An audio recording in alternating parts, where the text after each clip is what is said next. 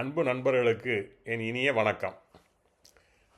நமக்கு வாழ்க்கையில் எது நடந்தாலும் சில விஷயங்கள் எப்போதுமே நினைவில் இருக்கும். சில விஷயங்களை அப்பப்போ நம்ம மறந்துடுவோம். ஆனால் முக்கியமானதை நம்ம நினைவில் வச்சுருப்போம்.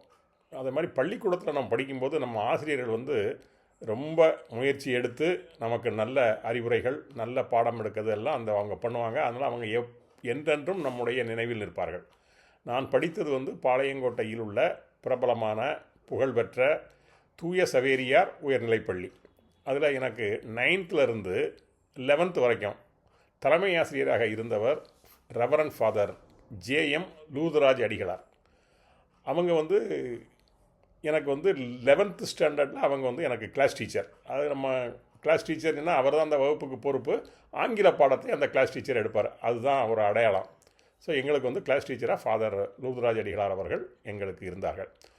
நம்ம படிக்கும்போது இந்த சில வார்த்தைகள் ஆங்கிலத்தில் நம்ம படிக்கும்போது சில வார்த்தைகள் நம்ம அந்த பிரயோகம் தவறுதலாக இருக்கும்.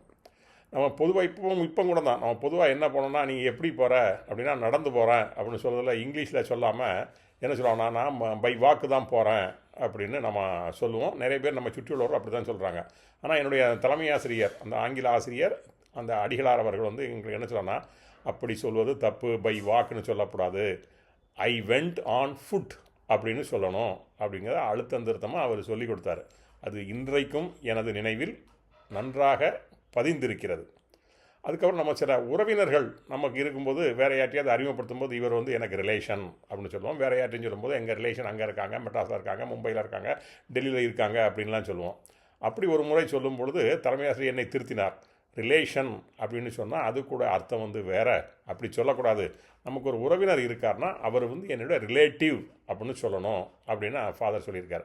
அதனால் யாராவது நமக்கு உறவினர்கள்னால் அவங்கள ரிலேட்டிவ்னு தான் சொல்லணும், ரிலேஷன்னு சொல்லக்கூடாது என்று அவர் அன்றைக்கு சொன்னதை இன்றளவும் நான் பின்பற்றி வருகிறேன். மற்றவர்கள் யாராவது அப்படி ரிலேஷன் என்று சொன்னால் நான் அதை திருத்தினா நல்லா இருக்காது. ஆனால் நான் என்ன சொல்லணும்னா, எங்கள் தலைமை ஆசிரியர் அந்த கதையை சொல்லி, தலைமை ஆசிரியர் எனக்கு இப்படியெல்லாம் சொல்லியிருக்கிறார் அப்படிங்கிறத சொல்லி அவங்களுக்கு ஒரு விளக்கம் கொடுப்பேன்.